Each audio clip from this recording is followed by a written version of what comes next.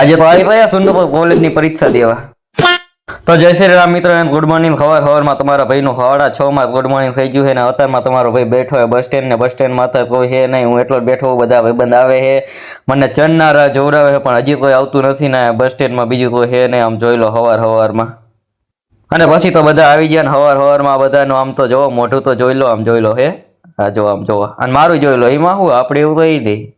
જોઈ લો આને ઉઠાડો એટલે ઉઠો જો, હા જોઈ લો, હા બધા જોઈ લો હે ને, 1 થી 1 ચડ્યા હતા. અને પછી તો આવી ગયા સીધા સુરનગરના બસ સ્ટેન્ડમાં. સવારમાં અહીંયા બસ સ્ટેન્ડ સુરનગરનું છે, તમે જોઈ શકો છો બધા. અને પછી સીએનજી વાળી મર્સિડીઝ પકડીને સીધા ચડી ગયા આપણે કોલેજ બાજુ જવા. જેમ કે અહીંયાથી કોલેજ દૂર હતી એટલે સીએનજીમાં જવું પડે આપણે.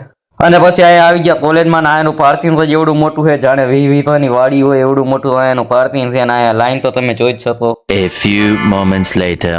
તો ફાઇનલી મિત્રો અત્યારે આપણે એક પેપર આપી દીધું છે ને તમે જે પેપર જેવું લખ્યું એ મારા હાથ ઉપરથી અંદાજો લગાવી હતો હો.